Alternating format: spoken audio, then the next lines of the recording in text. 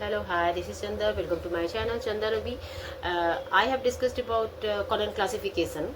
I have discussed about colon classification yearly classes. Yeah, I think you must have seen that classes. This will be very helpful for you. And in this class, I will discuss about the next topic of colon classification. Like I will discuss about fundamental categories. So within few minutes, I will take my class. So I will upload it on YouTube so that you can also watch it, and let me know on comment section. I will see our comment section whether if you are like it or not.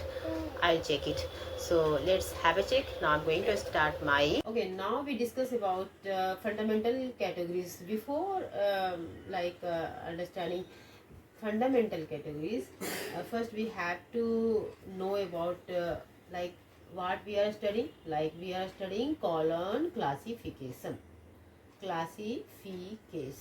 Okay, so we have studied. हमने इसमें क्या पढ़ा? हमने इसमें अब तक पढ़ा कि मेन क्लासेस हमने पढ़े, इसकी मेन क्लासेस पढ़ी है ना, क्या क्या थी, ए से लेके जेड तक थी ना, ये मेन क्लासेस थी इसकी, है ना। और ये तो कॉमन है, ये तो आपको पता होनी चाहिए ना, 1933 में आती है ये, रंगनाथन ने दिया है इसको, ये एक बुक है, this is a book written by doctor S R. Ranganathan. Okay, and this is faceted scheme. Okay, क्या है ये एक फैसिटेड स्कीम है. दिस इज फैसिटेड स्कीम, इसको माना जाता है फैसिटेड स्कीम माना जाता है, ठीक, इसमें फैसिट यूज होता है. अभी बात करते हैं हम क्लासेस की बात करें. हमने पढ़ लिया बैक क्लास में कि जो ए से लेके जेड तक की और 1 2 ये जोन है ना. Basically what is this? This is our third zone. ये हमारा थर्ड जोन ही था ना, ए से लेके जेड तक की जो क्लासेस थी ना वो थर्ड जोन था. और जो हमारा सेकेंड जोन था, जो हम सेकेंड जोन पढ़ रहे थे, है ना, उसमें हम क्या पढ़ रहे थे? हम सेकेंड जोन में हम कर रहे थे लाइक 1 2 3 4 के बारे में पढ़ रहे थे ना. जैसे ये 1 हो गया, ये 2 हो गया, ये 3 हो गया, ये 4. That was our second zone, है ना. 1 को हम क्या बोल रहे थे? हम 1 को यूनिवर्स ऑफ नॉलेज बोल रहे थे. 2 को लाइब्रेरी साइंस बोल रहे थे ना, ये लाइब्रेरी साइंस है ना. और this is our book science. जो जो 3 नंबर है ना, ये बुक साइंस का नंबर है इन कॉलम क्लासिफिकेशन. और 4 हमारा जर्नलिज्म का नंबर होता है, ठीक है. अगर कभी आ जाए, है ना, ये एमसीक्यूज कॉम्पिटिटिव एग्जाम में, तो उस लिहाज से ये डायरेक्ट यहाँ से क्वेश्चन पूछ देते हैं. लाइक बुक साइंस का आपका 3 हो गया, 4 हो गया जर्नलिज्म का, 1 हो गया यूनिवर्स ऑफ नॉलेज का. तो 1 2 3 4 से लेके फिर यहाँ पर 1A से लेके जेड तक की सारी क्लासेस हमने देख लिया. 4 और टोटल 4 जोन है इसके. तो फर्स्ट सेकेंड जोन की बात किया हमने. अभी मेन क्लासेस की जो बात कर रहे हैं हम, तो मेन क्लासेस जो हमने किया है, एक्चुअली उसमें कुछ बातें हैं जो आपको बतानी है. वो ये है कि क्या किया रंगनाथन ने, जो मेन क्लासेस है ना, मेन क्लासेस उसको ट्रायंगल फॉर्म में कर दिया है ना. मेन क्लासेस को क्या किया? मेन क्लासेस को ट्रायंगल फॉर्म में,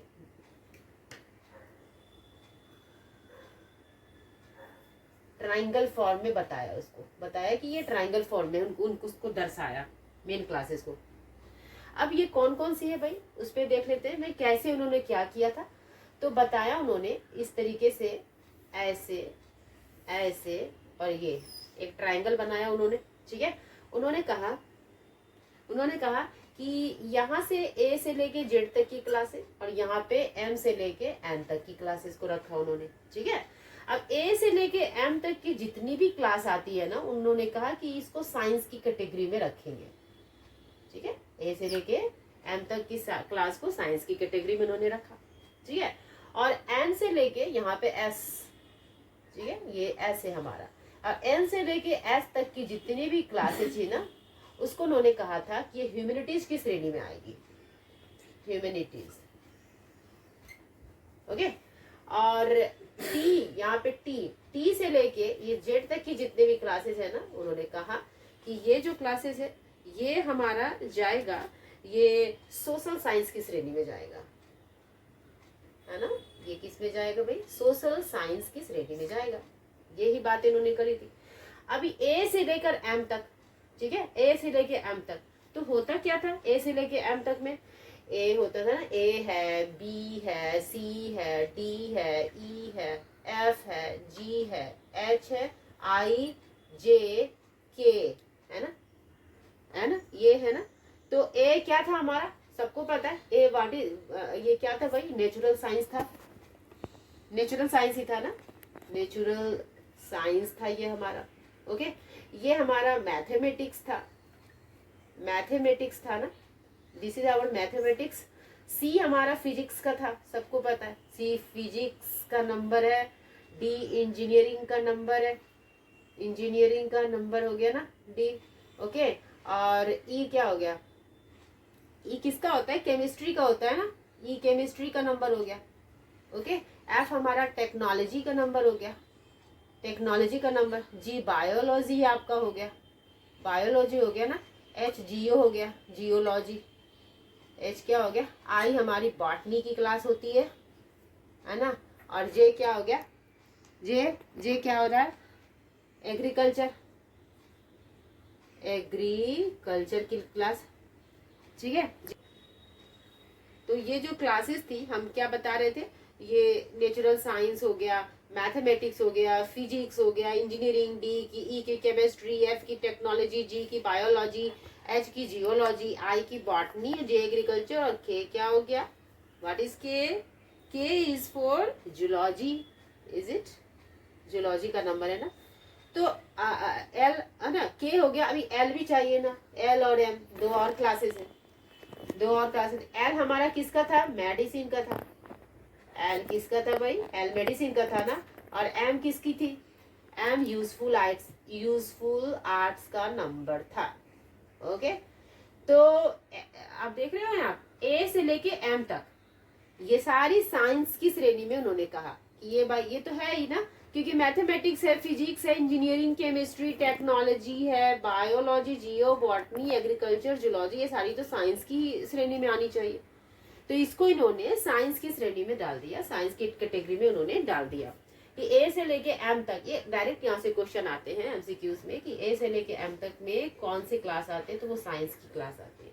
और एम से लेके एस तक, ठीक है, एम से लेके एस तक जितनी भी है वो कौन कौन सी हो सकती है, एन से लेके एस तक। अगर हम रिकॉल करें, एन से लेके एस तक की बात करें, तो वो हमारा हो सकता है जैसे कि देख लेते हैं यहाँ पे, NOPQRS है ना, NOPQR यही है ना, इतना ही होगा ना।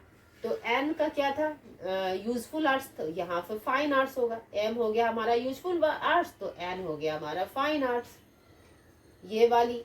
और ओ क्या हो गया, ओ लिटरेचर का नंबर हो गया, ओ हो गया लिटरेचर का नंबर। पी हो गया हमारा, पी किसके लिए आता है, पी हमारा, पी जो क्लास आती है ना, ये जो पी है ये लिंग्विस्टिक का क्लास है, लिंग्विस्टिक, लिंग्विस्टिक। क्यू हो गया रिलीजन, और R, what is R, R is philosophy, philosophy. और एस हमारा, एस हो गया फाइनली साइकोलॉजी, साइकोलॉजी। यानी कि ये जितनी भी क्लासेस है ना, NOPQRS, इसको ह्यूमैनिटीज की श्रेणी में डाल दिया कि ये जो है ना, ये ह्यूमैनिटीज की श्रेणी में आते हैं, उन्होंने कहा, ठीक है। अब एस तक तो आ गया, अब टी से लेके जेड तक की बात करी उन्होंने, है ना। तो T, U, V, W, X, Y, Z, यानी यहां से लेके यहां तक क्या था, ये तो एजुकेशन था। टी किसका था, एजुकेशन का होता है। यू हमारा जियोग्राफी का नंबर है ना। वी हमारा हिस्ट्री का नंबर है। W political science, political science का नंबर हो गया। एक्स क्या है, what is x, is economics, economics का नंबर। वाई हो गया सोशल साइंस का नंबर, सोशल साइंस, है ना। और फाइनली जेड किसका हो गया भाई, जेड हमारा लॉस। तो क्या हो गया, ये जो जितनी है ना, इसको सोशल साइंस की श्रेणी में डाल दिया। कहने का मतलब ये है कि इसको इस तरीके से उन्होंने बांट दिया। उन्होंने कहा कि ए से लेके एम तक की क्लास को साइंस की श्रेणी में डालेंगे, एन से लेके एस तक इसको ट्राइंगल में दर्शाया, और सबसे ऊपर कैलाश पर्वत की उन्होंने कल्पना की और कहा कि ये जो सबसे ऊपर जो है ना वो डेल्टा है, ट्राइंगल के ऊपर ट्राइंगल, इसको कैलाश पर्वत की जिस तरह रहता है ना उसी तरीके से उन्होंने इसको डिनोट किया। इसको डेल्टा बोलते हैं, DELTA, डेल्टा। और इसमें स्पिरिचुअल क्लासेस आते हैं, जो भी धार्मिक जो है ना, धार्मिक क्लास जो भी होता है ना स्पिरिचुअल, उसको आते हैं। क्या कौन सी क्लास हो गई ये है हमारी स्पिरिचुअल क्लासेस के लिए डेल्टा। यही आपको बताना था, ये इम्पॉर्टेंट है, ये MCQs आते हैं एग्जाम में, कई बार पूछते हैं भाई कि जो रंगनाथन ने ट्रायंगल में जो क्लासेस को जिस तरह से उन्होंने अरेंज किया था, तो वहां पे एन से लेके एस, कभी एन से लेके एस आपको पूछ देंगे, कभी टी से लेके जेड तक की पूछ देंगे, कभी ए से लेके एम तक की पूछ देंगे। क्वेश्चन कहीं से कुछ भी उठा करके वो दे सकते हैं। हमने आज पूरा देख लिया, ये है हमारा। खैर हम बात कर रहे थे फंडामेंटल कैटेगरीज की, अभी बात कर लेते हैं कि what is this. Basically fundamental categories में क्या है उसको भी देख लेते हैं। हमने पढ़ा था कि जो हमारा सृष्टि का जो निर्माण होता है ना, यूनिवर्स ऑफ नॉलेज, वो 5 तत्वों से मिलके बना है, सबको पता है। पंच तत्व जिसको बोलते हैं ना, पंच तत्व से मिलके कोई भी अगर इंसान अगर कुछ ऐसे करते हैं ना कि भाई वो पंच तत्व में विलीन हो गया, ऐसा कहते हैं ना, अग्नि वायु जल, ऐसे होता है ना, सेम वही कॉन्सेप्ट है। यूनिवर्स ऑफ नॉलेज है ना, यूनिवर्स ऑफ नॉलेज है ना, इसमें ना 5 उन्होंने कहा कि 5 एलिमेंट्स ना से मिलके ये बनता है। उसी तरीके से उन्होंने कहा रंगनाथन ने कि जब जिस तरह से सृष्टि का निर्माण 5 तत्वों से होता है, उसी प्रकार किसी भी सब्जेक्ट को हम 5 भाग में 5 एलिमेंट्स से मिलके बना सकते हैं, है ना। ये बना ही होता है 5 एलिमेंट से मिलके। तो फंडामेंटल कैटेगरीज को उन्होंने इस तरीके से जोड़ा, ठीक है, जिस तरह से। और जैसे हम तो उसको नाम देते हैं PMEST, यही नाम देते हैं ना, हम ये नाम देते हैं। बट होता क्या है, ये हमारा PMEST ये इसी से निर्माण किया गया है हमारा, जो है ना 5 तत्व से ही इसका उसका उन्होंने ओरिजिन किया, उसका विकास किया, ठीक है। अब सबको पता है ये हमारा P हमारी पर्सनालिटी हो गई, M हमारा ये क्या है, दिस इज पर्सनालिटी हो गया ये हमारा, है ना। ये हो गया मैटर, ये एनर्जी, ये स्पेस और ये टाइम, ठीक है। अभी हम डिटेल में इसको करेंगे, यहाँ पे आराम से करते हैं, है ना, क्या है नहीं है इस पे फोकस करते हैं। एग्जाम के लिहाज से हम जो जो चीजें पढ़ा रहे हैं आपको, वो एग्जाम के लिहाज से बहुत इंपॉर्टेंट होगी। कुछ MCQs टाइप क्वेश्चन आपको मिलेगा इसमें। एक होता है हमारा P, एक होता है M, एक होता है E, एक होता है S और एक होता है T। ये हमारा फंडामेंटल कैटेगरीज है, यही है ना।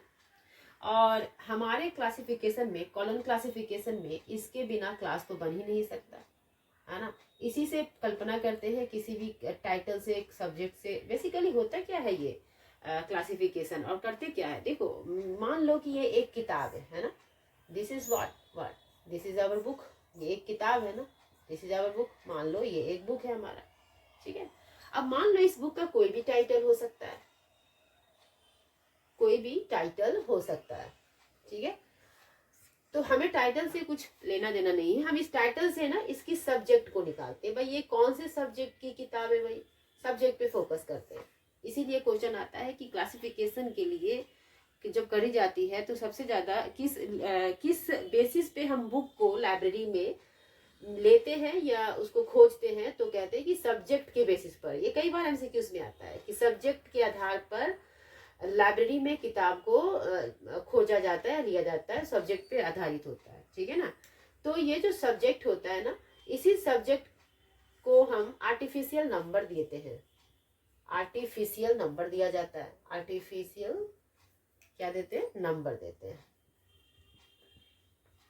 और ये जो आर्टिफिशियल नंबर मिलता है ना, ये आर्टिफिशियल नंबर, ये इसको दे सकते हैं 2-3 पद्धति से, ठीक है। क्लासिफिकेशन प्रोसेस से ही होता है ना, तो 2-3 क्लासिफिकेशन प्रोसेस है हमारे पास। एक है हमारे पास कॉलम क्लासिफिकेशन, एक है हमारे पास डेवी डेसिमल क्लासिफिकेशन, और एक है हमारे पास, क्या है, यूडीसी है ना, यूनिवर्सल डेसिमल क्लासिफिकेशन। तो तीनों प्रोसेस है, और भी बहुत सारे क्लासिफिकेशन प्रोसेस हैं, लेकिन हमारे सिलेबस के according, according to your belief, है ना, तो ये तीनों इंपॉर्टेंट है, माना जाता है, इसको पढ़ना होता है। कॉलन इंडिया में बहुत फेमस है, सब जगह यूज होता है। अभी तो इसकी कम हुई है, इसकी popularity, but in comparison to colon, DDC is nowadays, DDC बहुत ज़्यादा यूज़ किया जा रहा है हर लाइब्रेरीज में, क्योंकि थोड़ा इजी वे माना जाता है। ये थोड़ा हार्ड है, इसको समझना थोड़ा, ऐसा नहीं कि बहुत हार्ड है, बट हाँ थोड़ा सा चीज़ों को एनालाइज करके इस तरीके से बना दिया है। इसी वजह से एनालाइज ज़्यादा इसमें हुआ है। इसी तरीके से आपको पता है, ये जो कॉलन क्लासिफिकेशन है ना, सीसी, इसको एनालिटिको सिंथेटिक भी बोलते हैं। एनालिटिको सिंथेटिक बोलते हैं। ऐसा क्यों बोलते हैं भाई? क्योंकि पहले ना एनालिसिस करते हैं, पहले एनालिसिस किया जाता है, एनालिसिस करके निर्माण करते हैं। दिस इज सिंथेसिस, है ना, सिंथेसिस मतलब निर्माण करना, बना देना, एनालिसिस करके निर्माण। तो क्वेश्चन यहाँ से डायरेक्ट आता है, ओके, कि कॉलन क्लासिफिकेशन की ये कौन सी पद्धति है भाई, ये क्या है? तो दिस इज एनालिटिको सिंथेसिस प्रोसेस। ठीक है, देखो बातों में एक क्वेश्चन भी आ गया हमारे पास निकल के। तो और डीडीसी क्या है? डेवी डेसिमल क्लासिफिकेशन है। अब यूडीसी जो है डीडीसी पे आधारित है। डीडीसी आपने पढ़ लिया, दैट मीन्स यूडीसी का आपने 70 to 80% कर लिया, क्योंकि जो जो क्लासेस डीडीसी के हैं सेम इक्वल यूडीसी के, इसी से निर्माण होता है यूडीसी का। हमारा ये 1933 में आता है, ये हमारा 1875 में आता है, और कब आया ये? यूडीसी 1905 में आया था, 1897 से 1870। ये यूडीसी जो हमारा आता है, ये जो हमारा डीडीसी है, डीडीसी हमारा 1876 में आता है, नॉट 5, इट इज 1876। तो ये तीनों प्रोसेस वेरी इंपॉर्टेंट। और हुआ क्या, हमने टाइटल से सब्जेक्ट निकाला, सब्जेक्ट्स को आर्टिफिशियल नंबर दे दिया। ये नंबर इस प्रोसेस पे किसी भी प्रोसेस से दे सकते हैं, और इसी नंबर को हम कहते हैं अंत में, इसको कहते हैं क्लास नंबर भी कहते हैं। अगर ज़्यादा इसको डिफाइन कर दिया जाए तो यही हमारा क्लास नंबर भी बन जाता है। यही तो क्लासिफिकेशन प्रोसेस है ना। अगर आपसे कोई पूछे कि क्लासिफिकेशन में क्या होता है, तो भाई क्लासिफिकेशन में किसी भी बुक के टाइटल से सब्जेक्ट को निकाल के उसको एक आर्टिफिशियल नंबर दे दिया जाता है with the help of these classification schemes, and हमें लास्ट में हमें क्लास नंबर प्राप्त होता है। ये हमारे क्लासिफिकेशन का प्रोसेस है, ये हमें प्राप्त होता है। इस क्लासिफिकेशन में हम यही चीज पढ़ते हैं, ठीक है ना। देखो मैं डिटेल में बता रही हूँ, वो इसलिए क्योंकि स्टूडेंट्स क्या होते हैं ना, वो समझते नहीं है बिल्कुल आज एकदम से कि भाई सीसी करना है, डीडीसी करना है, उन्हें पता भी नहीं है कि भाई क्लासिफिकेशन क्या है, क्या कैसे निर्माण क्यों करते हैं, क्या होता क्या है क्लासिफिकेशन से, कैसे बनता है ये नंबर, कैसे होता है, कौन से प्रोसेस से।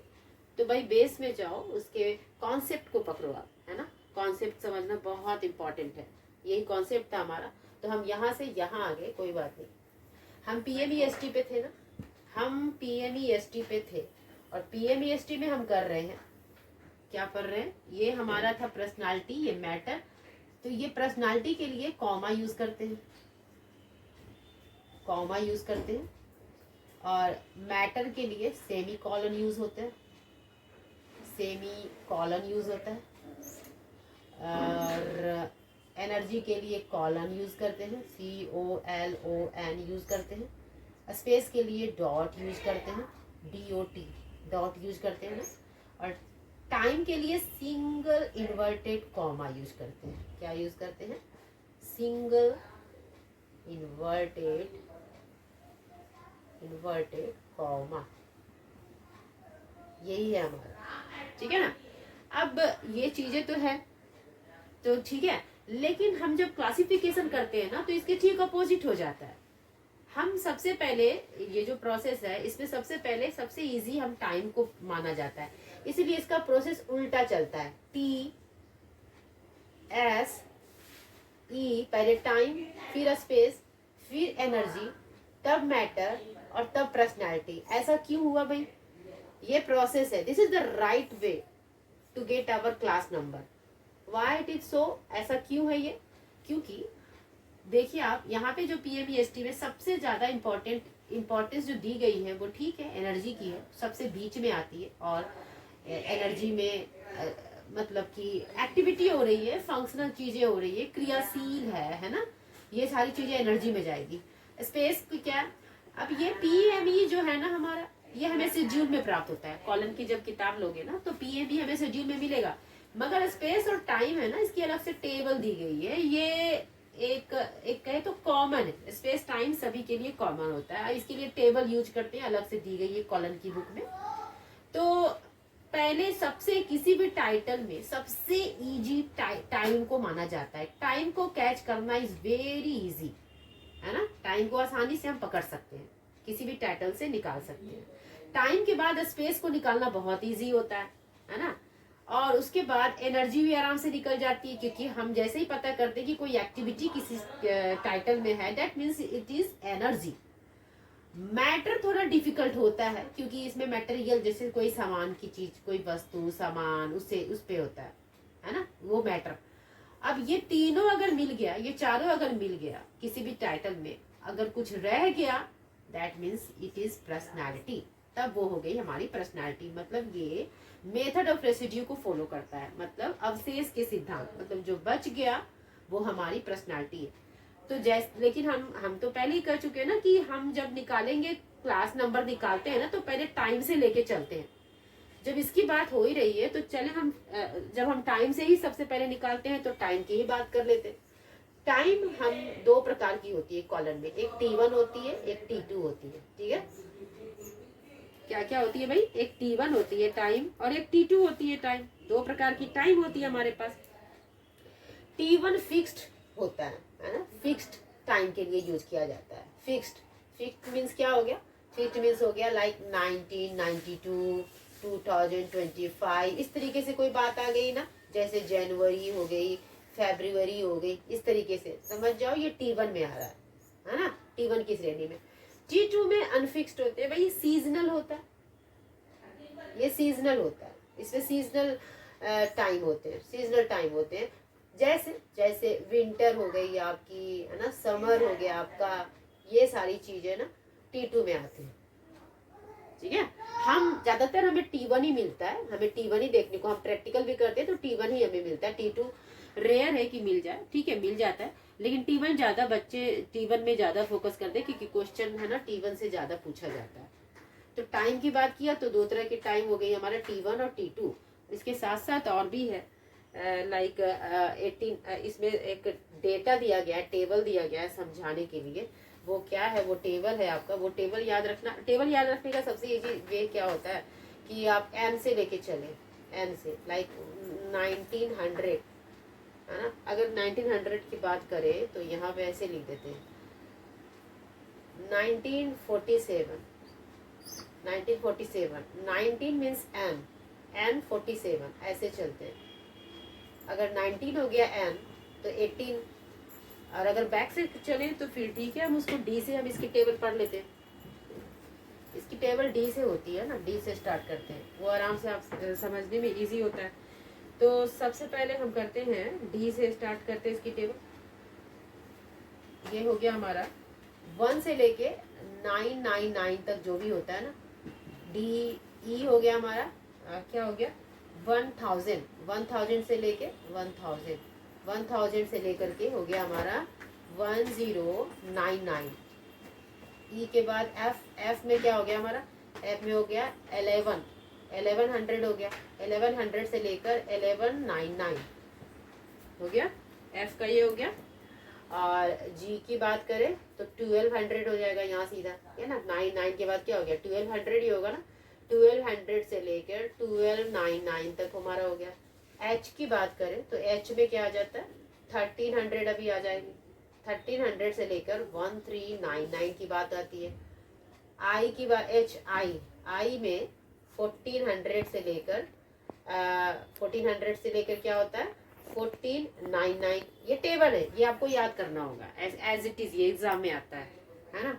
जे की बात करें, जे की बात करें तो जे 1500 होगा आपका, 1500 से लेकर 1599 तक की होती है। के, जे के बाद के की 1600 से लेकर के 1699 तक आता है। एल की बात करें तो 1700 से लेकर 1799 तक होता है। और एम की बात करें तो 1800 से लेकर 1899। और एम के बाद एन, जैसे कहा मैंने, जैसे क्या बताया, क्या हो गया 1999, ठीक है। तो ये एन तक की सीरीज है। अब एन के बाद ओ नहीं होता है, ओ है ना, सीरीज सीरियल वाइज हम चल रहे हैं ना, D E F G. N के बाद ओ इसलिए नहीं होता है क्योंकि ओ जो है हमारा लिटरेचर का नंबर पहले ही दे दिया गया है आपको पहले ही मेन क्लासेस में, इसलिए ओ यूज ना करके सीधा यहाँ पे पी यूज कर दिया गया है, ठीक है। अब 2000 के लिए पी यूज करते हैं, है ना, 2099। अभी हम चल रहे हैं 2025 में। तो ये हमारी टेबल हो गई, टाइम की टेबल है, इसको हम इसको फोकस करेंगे, इस टाइम की टेबल को आप देख लो एक बार ध्यान से। पी अभी एन तक तो ठीक है। तो यही शुरू बता रहे थे कि जब भी आपको 1900 ईस्वी की बात होती है तो ट्रिक याद करने का उसका ये है कि 1999 की बात हो रही है, दैट मीन्स आप करोगे N99, ऐसे लिखा जाता है, ठीक है, N99। और अगर 2025 की बात हो गई तो अभी हमने पढ़ा 2000 जो होता है ना, क्योंकि ओ तो यूज नहीं हो रहा ना, पी यूज होता है। 2000 के लिए क्या यूज होगा, पी यूज होगा, तो P25 ऐसे होता है। अभी 2026 अभी आएगा तो P26 हो जाएगा, ऐसे चलेगा। बात समझ रहे हो, 19 का हो गया N और 2000 का P। और अगर कह दे कि बिफोर 2025, ऐसा है कि 2025 के पहले की बात करें तो इसके लिए बनेगा P25 और बैक एरो हो जाता है इसका, क्या होगा, बैक एरो, ऐसे बैक एरो, ठीक है। और वही अगर पूछते हैं आपसे आफ्टर की बात, आफ्टर 2025 ऐसा पूछते तो P25 और राइट एरो दे देंगे। ये चीजें हैं, ये इंपॉर्टेंट है, ये कई बार आते हैं एग्जाम में, इसको ध्यान से आप देख लोगे, बहुत इंपॉर्टेंट ये टेबल है। जितना टेबल आपको दिया उससे क्वेश्चन हर बार आते हैं। तो टाइम की मैंने दो चीजें बताई आपको, एक तो आपको फिक्स्ड वाली टाइम होती है, एक होती है हमारी सीजनल वाली जिसमें विंटर और समर की बात करी गई है। दूसरा हमारा ईस्वी के बारे में कि आप जब आपको टाइटल मिलेगा तो ईस्वी को कैसे मेंटेन करोगे उसके बारे में दी गई है, ठीक है। ये this is enough for you, इससे आराम से निकल जाएंगे आपके नंबर। अभी हम बात करें टी हमने कर लिया। अगर हम एस की बात करें, यानी स्पेस की बात कर रहे हैं, तो स्पेस में क्या होता है, स्पेस है ना, स्पेस भी दो प्रकार का होता है भाई, S1 और S2, है ना, दो प्रकार की होती है, S भी दो प्रकार की होती है, S1 और S2। तो सॉरी, ये जो S1 है ना, S1 में एग्जैक्ट वाली बातें होती है, एग्जैक्ट स्पेस की बात करी गई है, जैसे सिटी हो गया, है ना, स्टेट हो गया, है ना, और क्या हो गया भाई, स्टेट हो गया। कंट्री की बात करी गई है, कंट्री COUNTRY, ओके, कंट्री की बात करेंगे। और ये जो होता है हमारा जियोग्राफिकल वाली चीजें हो जाती है S2 में, है ना। जियोग्राफिकल लोकेशन की बात अगर करो तो S2 में आ जाता है, ठीक है, S1 और S2। और इसमें क्या आएगा भाई, जियोग्राफिकल लोकेशन में जैसे नदियां हो गई, पहाड़ हो गए, है ना, माउंटेन, रिवर, ये सारी चीजें ना, ये S2 में आ जाता है हमारा।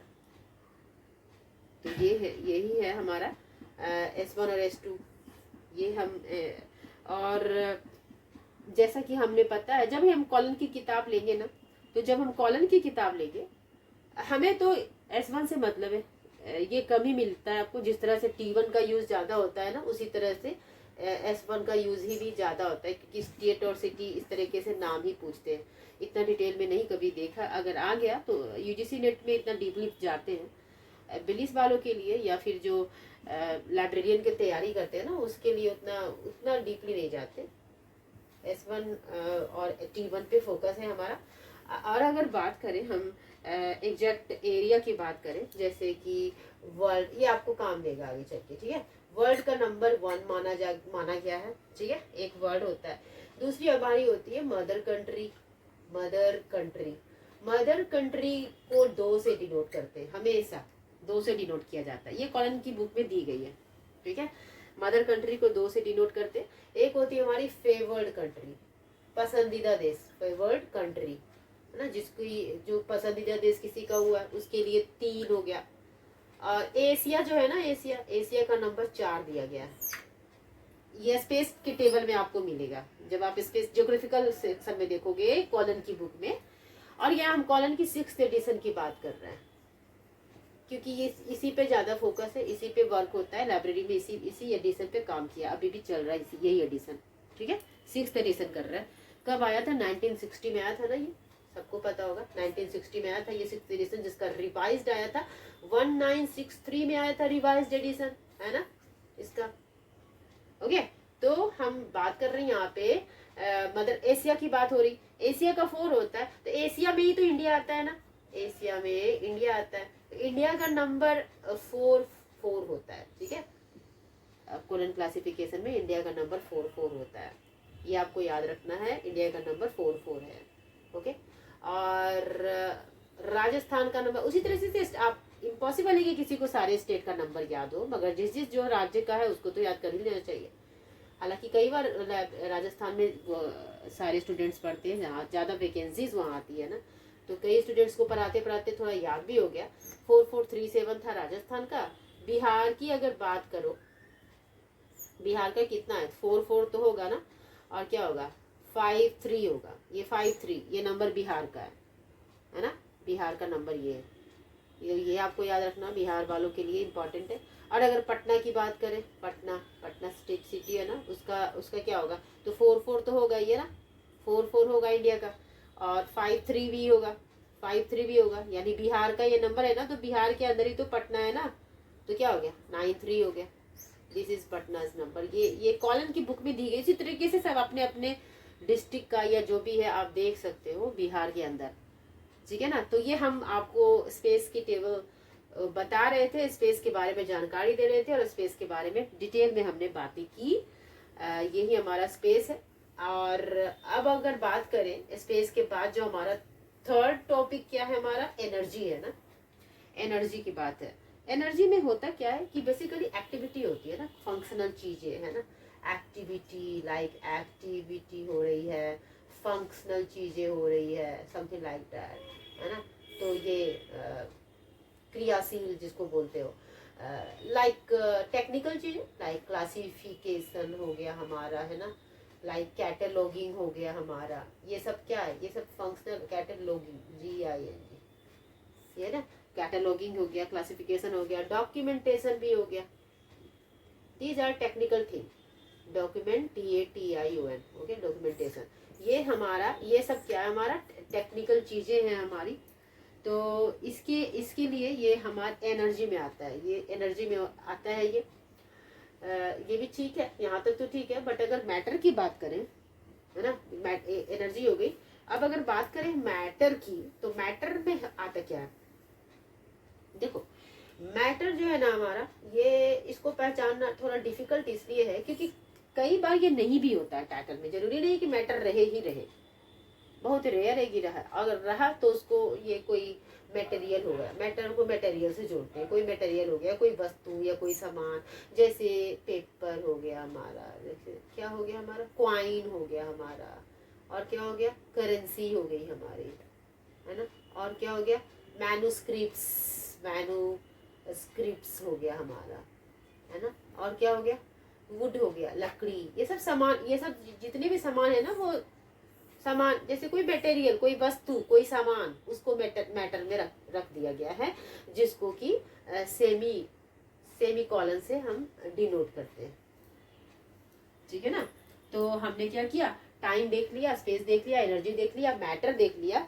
अब अब बात करें हम पर्सनालिटी की, क्योंकि हम पहले ही कह चुके कि इन चारों के बाद बनाने के बाद लास्ट में पर्सनालिटी बनाते हैं, क्योंकि जो बच जाता है ना उसको पर्सनालिटी बोला जाता है। उसी को क्या बोलते हैं? पर्सनालिटी, क्योंकि वो बच गई, वो लास्ट में। तो ये जो पर्सनालिटी है ना, पी है ना, जिसको कॉमा से डिनोट करते हैं, ये हमेशा मेन क्लास में आती है, मेन क्लास में आती है, मेन क्लास के साथ आती है ये। और जब ये मेन क्लास के साथ आएगा तो नो सिंबल, कोई सिंबल यूज नहीं होता है। ये याद रखना, ये बहुत इंपॉर्टेंट है, बहुत ही इंपॉर्टेंट है, ठीक है। नो सिंबल, जब मेन क्लास के साथ अगर पर्सनालिटी आती है तो सिंबल का यूज नहीं होता है। लेकिन अगर पर्सनालिटी में राउंड्स और लेवल्स यूज हो रहे हैं, राउंड्स एंड लेवल्स यूज होते हैं, तब कॉमा का यूज होता है। इसकी शर्त है, क्या शर्त है भाई? कॉमा का यूज तभी करते हैं जब राउंड्स और लेवल्स होते हैं। प्रश्न ये आगे हम पढ़ेंगे, what is rounds and levels. लेकिन ऐसे नहीं होता, जब भी मेन क्लास अगर है तो पर्सनालिटी उसके साथ ही रहेगी विदाउट एनी सिंबल, ठीक है। और पर्सनालिटी जो है ना, इसको अवशेष का सिद्धांत हिंदी में बोलते हैं और इंग्लिश में क्या बोलते हैं? Method of residue. इसको क्या बोलते हैं भाई? मेथड ऑफ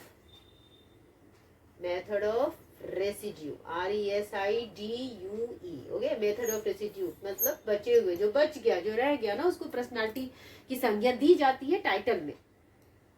तो यही था हमारा PMEST, जिसको हम इस तरीके से निकालते हैं टाइटल में, TSEMP, है ना। टाइटल में सबसे पहले टाइम, फिर स्पेस, फिर एनर्जी, फिर हम उसके बाद हम मैटर को हम निकालेंगे, फिर पर्सनालिटी को निकालेंगे। सबसे लास्ट में बच जाते हैं, उसको पर्सनालिटी की संज्ञा देते हैं और उसको निकालते हैं। अब हम डायरेक्ट क्या करेंगे, एक टाइटल लेंगे और उससे हम आपको बताएंगे कि कैसे हम पकड़ते हैं। आप इजीली कैच भी कर लोगे, है ना, कि इसमें कौन सा क्या है। उसके लिए एक टाइटल पहले हम ले लेते हैं, है ना। उसके लिए क्या करते हैं हम? सबसे पहले एक टाइटल लेते हैं। तो टाइटल हमने लिया, क्या लिया? चलो लेते हैं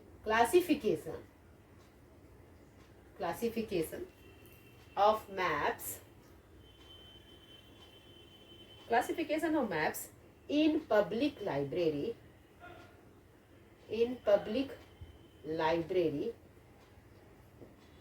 of बिहार। चलो बिहार कर दिया मैंने, बिहार, ताकि आपके लिए इजी हो जाए। 1956 कर दिया, ये हमारा title, this is our title, okay. और अब इससे हम निकालेंगे, अब इससे हम कैच करेंगे हमारी जो पांचों फंडामेंटल कैटेगरी है ना, मूलभूत श्रेणी भी बोलते हैं ना, फंडामेंटल कैटेगरी को हिंदी में पता है मूलभूत श्रेणी बोलते हैं। तो ये जो हमारा PMEST है ना, इससे कैच करो भाई। तो हम बता दिए थे सबसे पहले क्या होता है, पहले हम टाइम को देखेंगे। टाइम कहाँ है? हम सबसे, मैंने कहा सबसे इजी था टाइम पकड़ना, ये हमारा T1 ही था ना, अभी पढ़ रहे थे ना, T1 में आता है ईस्वी वगैरह। तो ये हमारी टाइम होगी ना। टाइम के बाद इसकी सीरियल कैसे चलती है? TSEM और P, ऐसे चलेगी ना, ऐसे आप लिख लो तो आराम से कैच करोगे। T हमने कर लिया। अब S की बात करें, स्पेस की बात करें। स्पेस कहाँ है भाई? कोई स्पेस जगह, ये जगह कहाँ है? Bihar. This is our, what is this? This is our space, ये हमारा स्पेस है, यानी एस हो गया। अभी अब एनर्जी की बात करें, जिसमें कोई काम हो रही है, कोई एक्टिविटी हो रही है, तो भाई क्लासिफिकेशन में तो काम होता है ना। This is what? This is our E, energy, ठीक है। अब एनर्जी हो गई। अब मैटर की बात करें, कोई सामान, कोई चीज, तो पब्लिक लाइब्रेरी मैप, दो चीजें हैं भाई। तो ये सामान तो नहीं, ये पब्लिक लाइब्रेरी, ये भले हो सकता है, मैप हो सकता है ना। मैप क्या है भाई? मैप हमारा हो गया, मैप क्या हो गया? मैटर हो गया ना। और जो रह गया मेथड ऑफ रेसिड्यू, याद करें, अभी बताया था ना, मेथड ऑफ रेसिड्यू, अवशेष का सिद्धांत। This is what? This is our personality, यही हमारी हो गई, ठीक है। ये हम ऐसे बनाएंगे और ये हम बनाएंगे, ये हमने कैच कर लिया किसी भी टाइटल से। अब हम कॉलन क्लासिफिकेशन की किताब में जाके उसको कैच करेंगे कि किसकी क्लास नंबर क्या है, वो शेड्यूल में हमें मिलेगा, ठीक है। जब भी हमें कोई टाइटल मिलता है ना, तो सबसे पहले पता है क्या करते हैं, सबसे पहले जो फर्स्ट काम होता है ना, उसकी मेन क्लास हम निकालते हैं। ये बहुत जरूरी है और इसी में लोग मिस्टेक करते हैं। मेन क्लास निकालना इज वेरी डिफिकल्ट। अच्छे से अच्छे लोग नहीं निकाल पाते हैं, कई मिस्टेक्स हो जाते हैं, सबसे होता है ये बिल्कुल। और इसके लिए कोई रूल भी रंगनाथन ने नहीं बनाया था। उन्होंने कहा कि भाई आपने विवेक से आप करें कि इसकी मेन क्लास आपकी निकालनी है। तो हम यहाँ से अगर निकालें, इसकी मेन क्लास अगर निकालने की कोशिश करें, classification of maps in public library of Bihar, यहाँ पे किसकी क्लासिफिकेशन की बात करी गई है, पब्लिक लाइब्रेरी की। तो इसकी मेन क्लास हमारी पब्लिक लाइब्रेरी हो गई। मेन क्लास हमें पता चल गया, मेन क्लास क्या है, what is this, this MC को मेन क्लास बोलते हैं, this is main class. Okay, तो मेन क्लास इसकी क्या हो गई, लाइब्रेरी साइंस हो गई ना। मेन क्लास क्या हो गई, लाइब्रेरी साइंस हो गई। हम पढ़ रहे थे लाइब्रेरी साइंस का नंबर क्या था भाई, लाइब्रेरी साइंस का नंबर क्या था, 2 था ना। 1 2 3 पढ़ रहे थे ना, 1 2 3 4, 1 UAK universe of knowledge, 2 library science था ना, 3 बुक साइंस था, अभी पढ़ रहे थे ना हम लोग। और 4 क्या था, 4 जर्नलिज्म का नंबर था ना। तो 2 क्या है हमारा, लाइब्रेरी साइंस का नंबर है। तो मेन क्लास क्या हो गई इसकी, 2 हो गई। Is it okay. अब इसकी मेन क्लास जब पता चल गया, तो हम लाइब्रेरी साइंस के मेन क्लासेस में अभी हम कोलन क्लासिफिकेशन की बुक को देखेंगे, तो वहां फोकाई पी में सबसे पहले क्या देखेंगे हम, इसकी टाइम देखेंगे ना। तो टाइम और सबसे अगर हम टाइम और स्पेस की बात करें, इसकी तो टेबल अलग से दी गई है ना, इसकी टेबल अलग से दी गई है। तो हम बात करें अभी पब्लिक लाइब्रेरी की बात करें, ठीक है, पब्लिक लाइब्रेरी की बात करें, क्योंकि अब यहाँ पर तो हमने कैच किया ऐसे करके, लेकिन लिखना तो हमें इसी रूप में, इसी फॉर्म में लिखना है ना, PMEST के फॉर्म में ही लिखना होता है। उसके स्टेप्स होते हैं, हम स्टेप्स नेक्स्ट क्लास में करेंगे। तो सबसे पहले पर्सनालिटी को लेंगे, ठीक है। जब हम यहाँ पे लिखते हैं तो PMEST के सीरीज पे ही हम लिखते हैं। पर्सनालिटी को जब हम लेते हैं, तो पर्सनालिटी हमारी पब्लिक लाइब्रेरी है। जब हम लाइब्रेरी साइंस के क्लास में बुक में देखेंगे, तो हमारा जो नंबर मिलेगा उस बुक में, पब्लिक लाइब्रेरी का नंबर जो है वो 2 है ना। तो पब्लिक लाइब्रेरी है ना, पब्लिक लाइब्रेरी, इसका नंबर वहां पे लिखा हुआ है 2 उस बुक में, ये नंबर 2 लिखा हुआ है। हाँ, और ये हमारी क्या हो गई, ये हमारी पर्सनालिटी हो गई, पर्सनालिटी हो गई ना। This is our P. ये पी के बाद एम लिखते हैं भाई, एम, एम कहा गया मैटर, मैटर मैप। अब मैप को हम उसी मेन क्लास लाइब्रेरी साइंस की मेन क्लास में ही मैप को निकालेंगे। वहां दिया गया है, एक टेबल दिया गया आपको, PMEST टोटल दिया गया। आप वहां से मैप का नंबर निकालोगे, तो मैप का नंबर वहां आपको मिलेगा। वंस मैप है ना, मैप का नंबर वहां कितना है भाई, 17 नंबर मिलेगा आपको, मैप का नंबर मिल जाता है। और अगर स्पेस PME होगी, PME कर दिया ना, PM, अच्छा एनर्जी नहीं हुआ अभी, एनर्जी क्लासिफिकेशन, तो क्लासिफिकेशन का नंबर 51 होता है, ये तो सबको पता होना चाहिए। क्लासिफिकेशन का नंबर 51 होता है, कैटलॉगिंग का 55 होता है, ठीक है। तो क्लासिफिकेशन का नंबर 51 है। उसी मेन क्लास में देखोगे, लाइब्रेरी साइंस की मेन क्लास की जो बुक है ना, उसी पेज में जाओगे, उसी आगे में लिखा होगा क्लासिफिकेशन का नंबर 51 है। तो PME हो गई। अब स्पेस की बात करें, स्पेस हमारा बिहार है, बिहार है ना। तो बिहार का नंबर क्या हो गया, बिहार का नंबर क्या था, अभी बताया था आपको, 44, क्या था बिहार का नंबर, कितना था, 4453, ये था बिहार का नंबर, यही था ना। और टाइम की बात करें, तो टाइम क्या है हमारा, 1956 है ना, 1956 यही है ना। तो इसको क्या लिखेंगे, N56। चलो अब इसको उस फॉर्म में लिख लेते, जिस फॉर्म में लिखना चाहिए, जो रूल है। तो ये हमारी लाइब्रेरी साइंस, ये हमारी मेन क्लास, ये उसके साथ पर्सनालिटी। हमने कहा था कि मेन क्लास के साथ पर्सनालिटी के बीच में कोई भी सिंबल यूज नहीं होता है। तो मेन क्लास के साथ हमारी पर्सनालिटी है, यहाँ पे लिख दिया हमने, पी को लिख दिया हमने। उसके बाद हम ली 17, उसके बाद क्या लिखा, 17 लिख दिया हमने, 17। उसके बाद 51 यानी एनर्जी, सॉरी 17, हाँ 17 लिखा ना। उसके बाद 51, और उसके बाद 4453 लिख दिया। और उसके बाद क्या लिखना है हमें, टाइम लिखना है ना।